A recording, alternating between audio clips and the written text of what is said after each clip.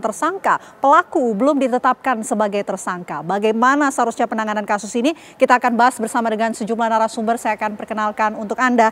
Di sebelah kanan saya ini sudah hadir, ada Abimanyu Wahyu Widayat, pakar telematika. Selamat malam, Abah. Selamat malam. Sehat? Alhamdulillah sehat. Oke. Di sebelah Abah ini kami juga sudah bergabung bersama kami, ada Mas Heri Firmansyah, pakar pidana. Selamat malam, Mas Heri. Selamat malam, Mbak Vena. Abah, Assalamualaikum warahmatullahi wabarakatuh. Selain dua narasumber yang sudah hadir bersama saya di Studio TV One, pemirsa, kami juga sudah terhubung bersama dengan pengacara dari 15 korban. Ada Mas Bagas Wahyu Jati. Selamat malam, Mas Bagas. Selamat malam, Mbak Vena, Bang Abi dan Bang Heri. Selamat malam. Selamat malam.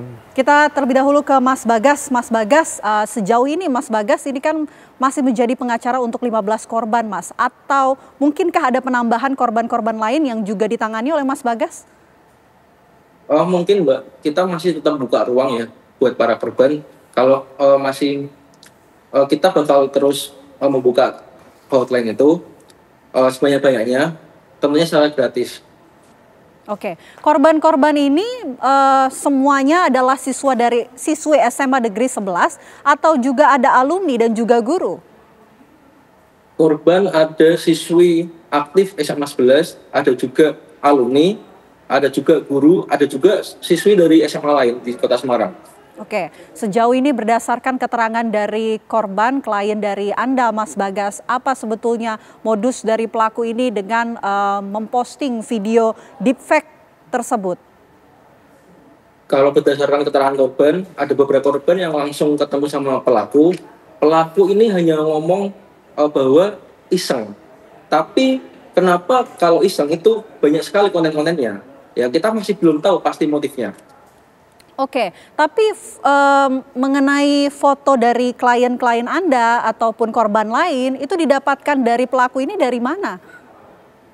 Pelaku ini kebetulan mutual sama beberapa korban, ada juga yang nggak mutual, tapi di screenshot lewat akun media sosial korban, dan juga ada juga kalau di SMA 11 ini kalau ada event itu ada fotografernya, nanti melalui Google Drive itu semua murid bisa mengakses, mungkin dari itu.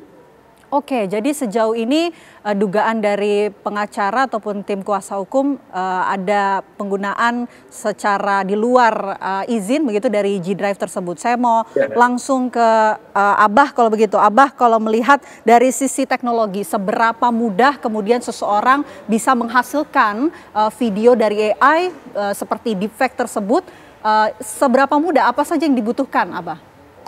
Saat ini memang justru terlalu mudah, ya, karena itu tinggal hanya membutuhkan dua komponen data, yaitu pertama komponen aksi, mengenai aksi apapun, baik mungkin pornografi atau aksi apapun, dan kemudian sumber wajah, sumber data wajah. Cukup mendapatkan dua dari sini saja. Sekarang di AI kita tinggal mengkombinasikan, tidak perlu kerja keras, hanya tinggal mencari foto biasa pun, nggak harus bentuk pas foto bahkan lihat miring, lihat kanan, ataupun kemungkinan agak gelap, agak terang. Kemudian aplikasi yang melakukan adjustment, baikkan tata warnanya, intensitas gambarnya, sehingga dibuat mirip. Kemudian dia akan menempelkan kepada wajah figur yang kita inginkan, ya, wajah aksi yang diinginkan. Nah, tinggal hanya masalah kecocokan profil wajah. Misalnya wajahnya lonjong, kemudian tempel yang agak bulat, wajahnya itu biasanya kurang begitu cocok. Tetapi saat itu sudah pas, maka tidak perlu tindakan apapun, tidak perlu keahlian apapun, cukup hanya tinggal mempunyai sakit jiwa dan kemudian pemikiran yang enggak dari pelakunya. Karena nggak perlu ilmu digital dalam hal itu. Karena hal ini memang dimudahkan untuk kegiatan yang harusnya positif. Ya, dan ini kemudian sumber datanya tinggal hanya dilihat di sini dari mana didapatnya. Kalau dibilang dari G Drive, sebuah sekolah misalnya, apakah menyimpan data sampai di G Drive? Enggak, berarti kan itu data pribadi atau data rekanannya, data di mana. Nah, kalau itu sudah dimasukkan di dalam situ, berarti ada suatu keniatan dari yang bersangkutan untuk menyimpan data di situ. Nah, saat dia sudah niat, berarti kan sudah ada mungkin misalnya apakah kenal atau tidak kenal, ataupun mungkin justru sentimen, misalnya menyatakan tanda cinta tetapi ditolak sama sekian banyak korban-korbannya. Akhirnya kemudian dia mengungkapkan, dia membuat suatu aktivitas yang kayak gini. Ya, sekali lagi bahwa yang dibutuhkan hanya mempunyai sumber data, dia bisa ambil dari manapun dan kemudian tinggal masalah aksinya. Nah, Kemudian nanti kita mencari tahu apakah ini yang namanya di pornografi memang hanya ada unsur ketelanjangan dari tubuh atau memang ada suatu perbuatan. Ya, dan biasanya kalau memang gerakannya hanya itu saja berarti sumbernya jelas. Bisa ketahuan ini dari aplikasi yang mana. Karena begitu banyak aplikasi yang memang menyediakan konten-konten yang seperti itu tetapi tidak terlalu vulgar. Dan itu dengan mudah bisa diakses gitu ya, Abah? Mudah bisa diakses dan free. Pakai yang free saja sudah bisa, apalagi kalau mau berbayar tidak banyak. Dan kalau berbayar itu tidak perlu masalah dari jumlah, tetapi dari periode, misalnya dalam 1 bulan aja dia sudah bisa langsung mengunggah konten berapa banyak pun, satu persatu gitu. Mas Heri, dari sisi hukum, secara konstruksi hukum, apakah sudah ada pasal yang menangani penyalahgunaan teknologi deepfake ini? Iya, sayangnya kalau kita bicara antara hukum dan teknologi, kadang teknologi itu di depannya hukum itu di belakangnya teknologi. Kalau kita melihat ini kasusnya adalah deepfake yang sebenarnya berkaitan dengan artificial intelligence atau kecerdasan buatan, memang yang bicara khusus tentang hal ini tidak ada, begitu ya. Tapi ini bisa dikaitkan dengan pasal-pasal lain, misalnya di dalam Undang-Undang ITE, Undang-Undang 11 tahun 2008 yang terakhir adalah 1/2024 yang bicara tentang misalnya pencemaran nama baik, begitu ya. Kemudian juga mengandung konten yang melanggar kesusilaan atau misalnya dijerat dengan undang-undang pornografi misalnya. Karena kan sesuatu yang sebenarnya tidak pantas dikonsumsi publik gitu ya. Kalau kita mau lihat sejarahnya, ini menarik sebenarnya Mbak Vena. Saya pernah membaca salah satu sumber yang mengatakan deepfake ini sebenarnya sudah muncul 2017. Nah sayangnya undang-undang kita belum menjangkau ke arah sana. Kalau kita melihat ke negara tetangga di Singapura, ada istilahnya Undang-Undang Manipulation Act. Nah, itu untuk melindungi pengguna internet. Nah, berarti kan mereka hukum ini sudah sangat adaptif begitu ya. Sangat visioner di konteks di Singapura misalnya untuk melihat fakta-fakta gejala yang tidak terhindarkan dari perkembangan teknologi informasi yang tidak hanya membawa dampak positif tapi juga bisa membawa dampak negatif kan begitu. Nah, ini perlindungan hukum ini yang sebenarnya penting. Tapi bukan berarti dengan demikian kita katakan tidak ada sama sekali undang-undang yang bisa menjerat pelaku tadi, gitu ya. Tapi undang-undang yang khusus tentang deepfake ini memang belum ada. Kan deepfake ini kan dia bisa berasal dari video, suara, begitu ya, atau gambar katakanlah, imaji, yang itu sebenarnya rekayasa. Dampak buruknya apa? Kita tidak bisa membedakan yang realitas. Mana yang benar, mana yang enggak. Seakan-akan orang itu melakukan sesuatu yang memalukan, kemudian juga mungkin juga melakukan perbuatan kriminal yang pada hakikatnya tidak pernah terjadi. Nah ini kan bisa masuk ke kategori tadi misalnya pencemaran nama baik begitu kan. Dan menurut saya sepanjang itu kemudian didistribusikan ke lewat internet, di jaring internet, itu akan terekam lama begitu ya. Dan mungkin tidak akan terhapus. Selamanya tidak akan terhapus begitu. Ini menurut saya kejahatan yang bicara tentang hukum teknologi kemanusiaan harus ada di sini. Mas Heri ditahan dulu karena saya mau kembali ke Mas Bagas. Mas Bagas, kita bicara soal motif dari pelaku ya. Sejauh ini tim kuasa hukum sudahkah mengetahui apa motif dari pelaku kemudian mengumpulkan ataupun membuat video deepfake tersebut? Apakah untuk keuntungan pribadi atau sebetulnya untuk mencari untung? Kita juga belum begitu tahu ya motifnya ya. Kita juga penyidik juga kemarin masih klarifikasi kepada pelaku dan juga per 22 Oktober ini kan sudah naik penyidikan ya. Pelaku juga belum dipanggil terkait proses penyidikannya. Jadi kita belum tahu motif pelaku ini sebenarnya apa? Ataukah hanya kecanduan pornografi ataukah untuk dijual? Kita belum tahu. Mungkin dugaan kita sementara pelaku ini kecanduan konten pornografi. Gitu. Tapi awal mula kemudian klien Anda menemukan bahwa foto mereka atau wajah mereka ini sudah dibuatkan video deepfake ini melalui apa, Mas Bagas? Para korban ini mengetahui itu pertama kali 6 Oktober. Berawal dari salah satu korban itu mencari di akun X atau Twitter. Berawal dari itu. Kemudian salah satu korban ini menginfokan ke teman seangkatannya. Kok ada fotomu di sini? Ini akunnya siapa? Gitu berawalnya, Mbak. Oke. Kalau dari klien Anda, tim kuasa hukum, apakah sudah menemukan berapa banyak begitu yang sudah beredar di internet ataupun di dunia maya, Mas Bagas? Kalau untuk yang sudah diupload di akun X milik pelaku itu ada puluhan. Tapi para korban ini menemukan di dalam HP pelaku, di dalam akun Google Drive-nya itu terdapat kurang lebih 1.100 foto itu yang masih mentah. Oke, puluhan sudah ditemukan di dunia maya. Tapi kalau dari tim kuasa hukum berkomunikasi juga nggak dengan korban-korban lain yang tidak ditangani? Adakah kemungkinan penambahan korban lain dari total sementara ini 30 korban? Untuk sementara kita masih berhubungan sama kurang lebih 30 korban. Tapi yang menunjuk kita sebagai kuasa hukum itu baru sekitar 15 orang. Itu Mbak Bena. Oke, Abah, ketika materi ini sudah diupload di dunia maya, bisa nggak sih untuk kemudian ditarik lagi? Selamanya akan ada di dunia maya. Dalam konteksnya begini, kita hanya masalah jeda waktu. Saat seseorang sudah mengunggah di dunia maya, kemudian dalam beberapa detik berikutnya ada yang sudah mengunduh, maka konten itu dihapus sekalipun, ini sudah tidak hilang. Simpelnya kalau orang paling umum deh di WhatsApp, kita mengunggah, mengirim ke teman kita, kemudian salah nih gitu ya, kita bawa ini salah kirim. Tetapi ada yang sudah sempat mengcopy layanan konten tersebut ke folder yang lain saja atau ke grup yang lain saja, maka apa yang sudah dihapus dari grup A itu tidak akan kemudian ikut hilang, yang dari grupnya juga hilang, enggak akan hilang. Baru yang kayak gitu aja, apalagi ini diunggah di dunia maya. Ya dah. Di sini harusnya semua orang sudah mengerti faktor ini, apalagi ini pertama mahasiswa hukum dari Undip, kemudian dia anak seorang polisi pula gitu. Ya secara hukum harusnya sudah sangat mengerti dan ini ada suatu resikonya. Nah, di sini dengan memahami hal yang kayak gini harusnya mengurangi kemungkinan untuk melakukan tindakan-tindakan yang kayak gini. Bayangkan sekarang bahwa suatu konten tersebut ya yang dia unggah, bahkan kalau hanya foto sekalipun itu sudah nggak benar. Kenapa? Karena foto aja, walau dengan posting biasa saja saat dia mengunggah itu bukan milik dia, itu sudah salah. Nggak jauh-jauh foto, stiker saja. Stiker kalau di WhatsApp itu ada kan cuma hanya stiker, gambar dilucu-lucukan. Kalau kita menggunakan wajah orang lain, itu akan salah. Kita harus menggunakan wajah kita atau memang figur-figur yang kartun. Walau itu dilakukan sebagai artificial intelligence, kita bisa bikin macam-macam.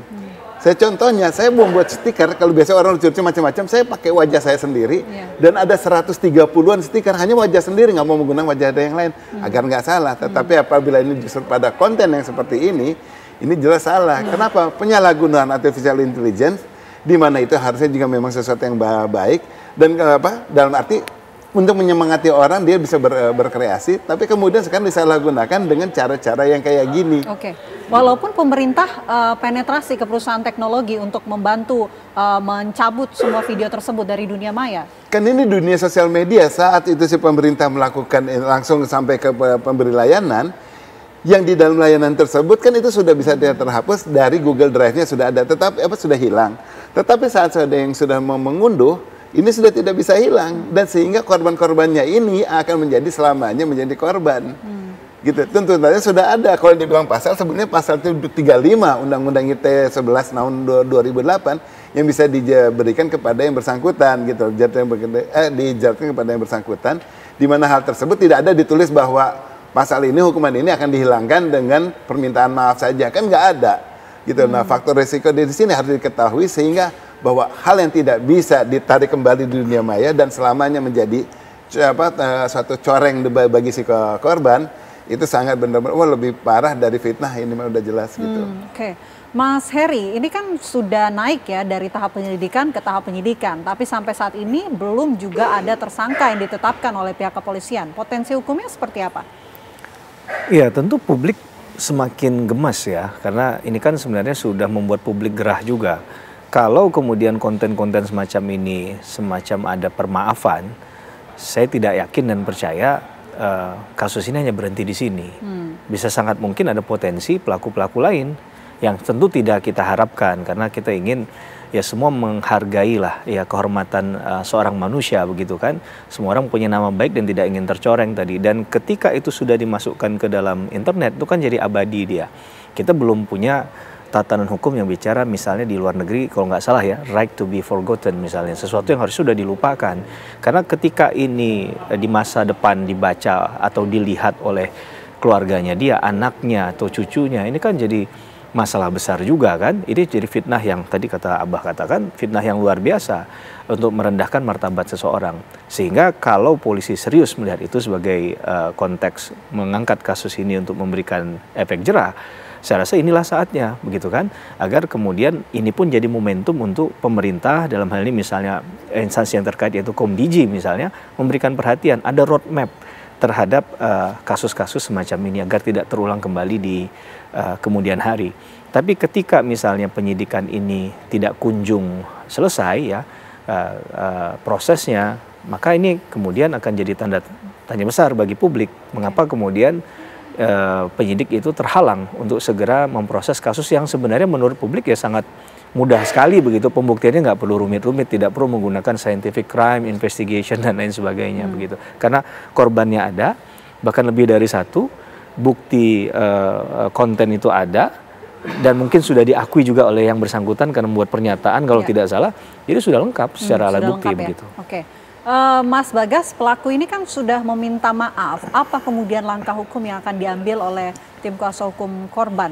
Nanti ditahan, dijawab nanti Mas Bagas. Kami jeda terlebih dahulu. Apa kabar Indonesia Malam akan kembali untuk Anda pemirsa sesaat lagi. Meminta permohonan maaf atas perbuatan saya yang dimana saya telah mengedit, mengupload foto maupun video teman-teman tanpa izin pada akun Twitter saya. Saya menyadari bahwa perbuatan saya telah menimbulkan dampak negatif bagi sekolah SMA Negeri 11 Semarang. Untuk itu, dari hati saya yang paling tulus dan paling dalam, saya akan pertama meminta maaf kepada pihak sekolah, ibu guru, siswa-siswi atas nama sekolahan SMA Negeri 11 Semarang. Yang kedua, berjanji tidak akan mengulangi kejadian serupa pada masa yang akan datang. Yang ketiga, pembuatan video atas judul skandal semansa, baik foto maupun video itu tidak benar-benar ada, namun hanya editan belaka dengan aplikasi AI. Yang keempat, sanggup membuat surat pernyataan tidak akan mengulangi perbuatan serupa. Yang kelima, sanggup untuk membuat video klarifikasi dan mengupload video tersebut di sosial media saya @jikoraditya-tama. Demikian video klarifikasi ini saya buat penuh kesadaran dari diri saya sendiri dan penuh penyesalan dari diri saya sendiri pula. Terima kasih atas pengertiannya. Wassalamualaikum warahmatullahi wabarakatuh. Kita lanjutkan diskusi kita, Mas Bagas. Ini pelaku sudah meminta maaf. Langkah hukum apa yang berikutnya akan ditempuh oleh tim kuasa hukum dari korban? Tentunya kita menghormati proses hukum yang sedang berjalan, yaitu di Reservoir Polda Jateng. Sebenarnya ya Mbak Vena, para korban ini hanya pengen simpel, pelaku klarifikasi di depan di lapangan sekolah. Tetapi yang sebagai pemicunya para korban ini dan para siswa yang masih aktif, sekolah itu seakan-akan memfasilitasi pelaku hanya klarifikasi dalam ruangan. Sebenarnya pemicunya itu. Yang awalnya para korban ini menginginkan pelaku klarifikasi di lapangan, tetapi pihak sekolah memfasilitasi itu, kemudian para korban ini akhirnya melangkah ke jalur hukum.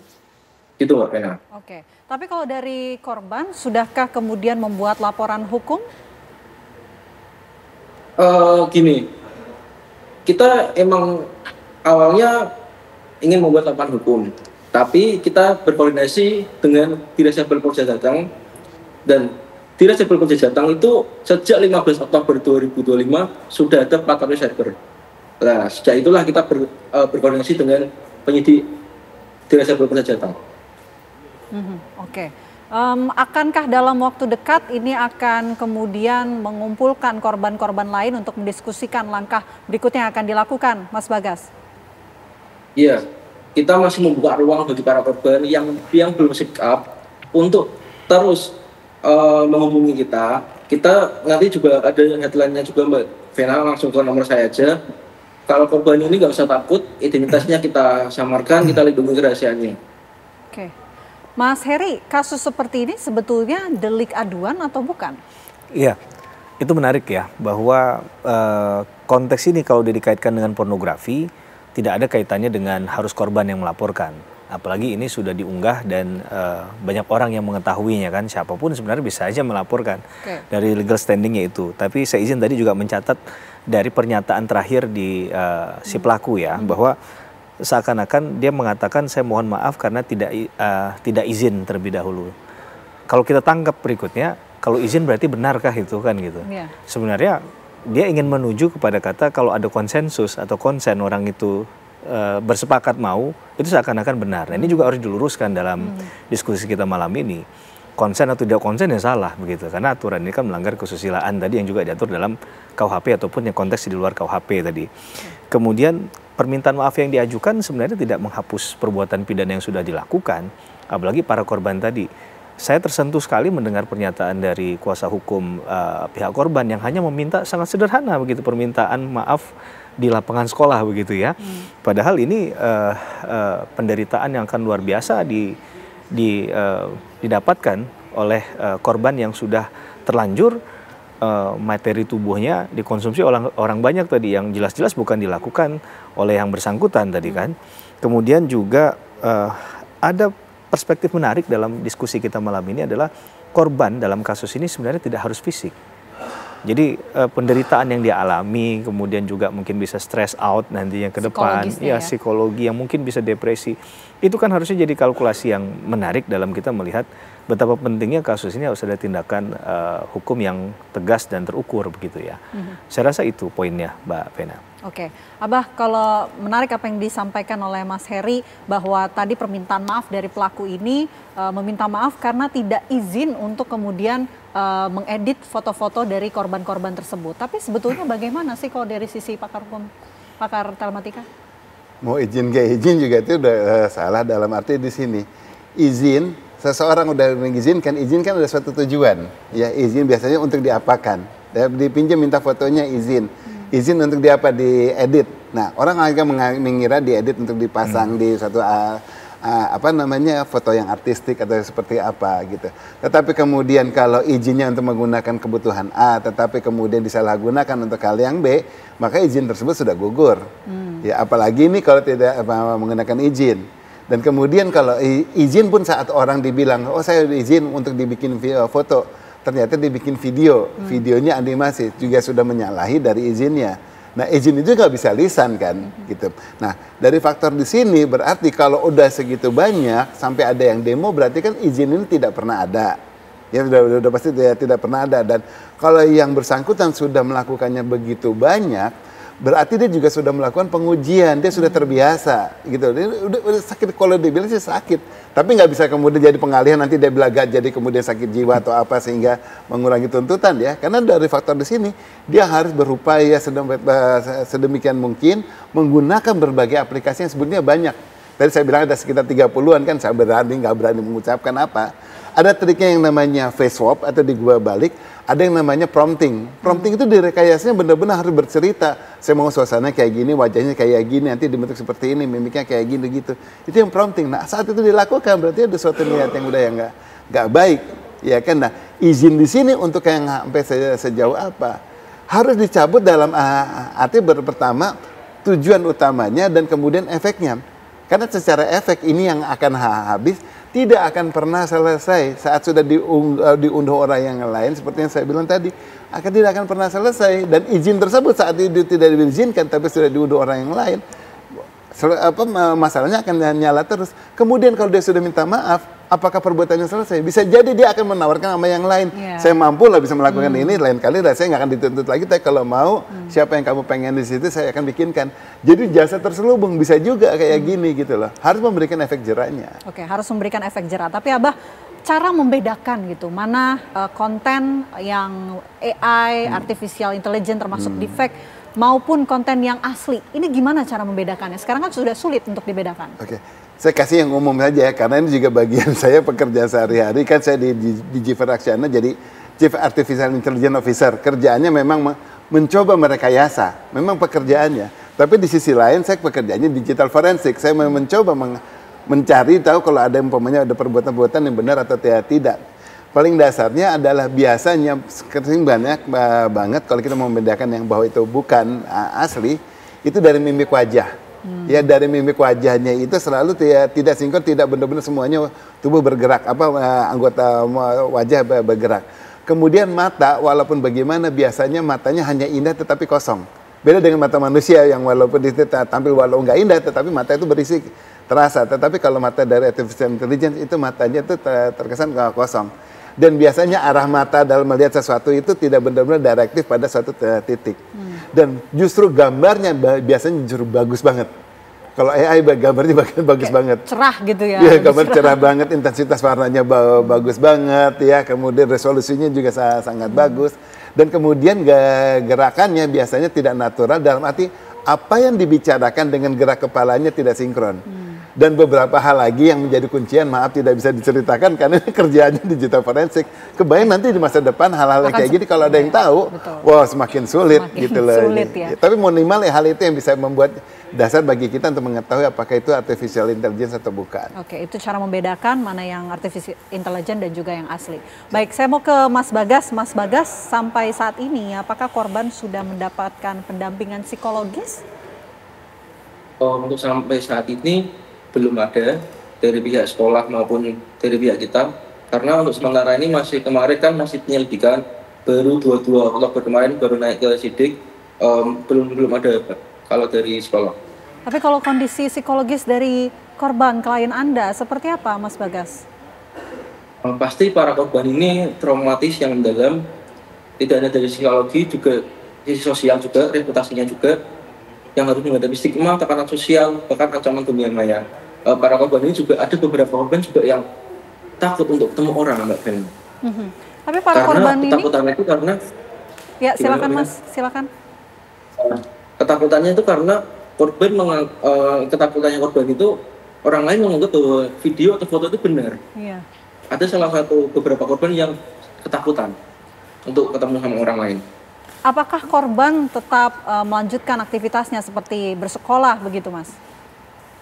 Untuk sementara ini kita kan pendekatan ya, apalagi korban ini kan rentang usianya ada yang 16 sampai 19 tahun. Kita selalu beri masukan agar para korban ini menjalankan aktivitas seperti biasa. Gitu, Mbak Bena. Kalau respon dari pihak sekolah terhadap para korban ini seperti apa, Mas Bagas? Kalau respon dari sekolah yang kita kan juga nggak ini ya. Kita awalnya mencoba untuk berkomunikasi sama sekolah, tapi sekolah seakan menutup-nutupi. Oke. Itu Mbak Bena. Baik, kita akan terus menunggu update dari pihak kepolisian termasuk juga penetapan tersangka. Terima kasih Mas Bagus sudah bergabung bersama kami. Terima kasih Mas Heri, terima kasih Abah sudah bergabung bersama kami di Apa Kabar Indonesia Malam. Dan pemirsa, diskusi kami tadi sekaligus menutup perjumpaan kita di Apa Kabar Indonesia Malam. Mewakili kru yang bertugas, saya Vena Kintan.